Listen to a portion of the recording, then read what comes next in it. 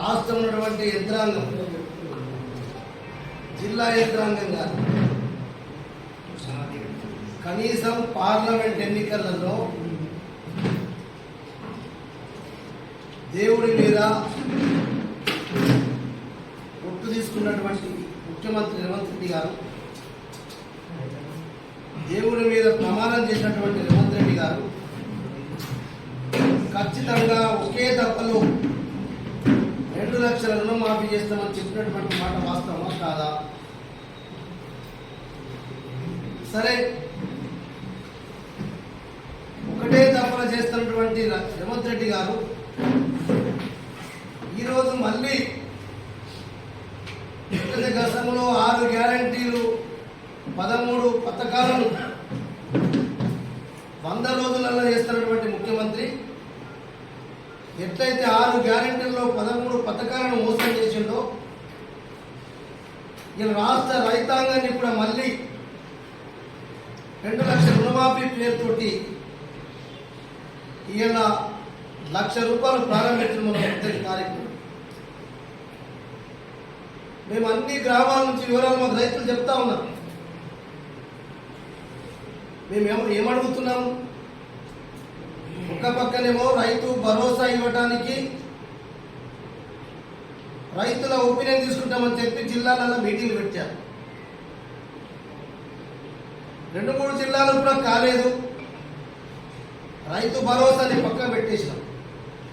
ఈ భరోసానే మొదలుగానే మా రైతు బంధునే ఒక విడత ఎగ్గొట్టినావు. మేము ఏమడుగుతున్నామంటే ఇవాళ నువ్వు ఇచ్చే 7,000 కోట్ల రూపాయలు అయితే 1,00,000 వరకు ఇస్తామని చెప్పి 11 లక్షల మంది రైతులకు ఇస్తామని చెప్పినామో, ఆల్రెడీ మేము రైతు బంధు ద్వారా ఒక కిస్తులో ఇచ్చేటటువంటి 7,500 కోట్ల రూపాయలే నువ్వు ఎలా రాష్ట్ర రైతాంగానికి రుణమాఫీకి పేరు మార్చేసినాం అంతే. మేము ఇచ్చే రైతు బంధు అయితే 10,000 రూపాయలు చొప్పున ఇచ్చినాము, 2 కిస్తులు 5,000 అది 7,500 కోట్లు రాష్ట్ర రైతాంగానికి ఇచ్చినాం.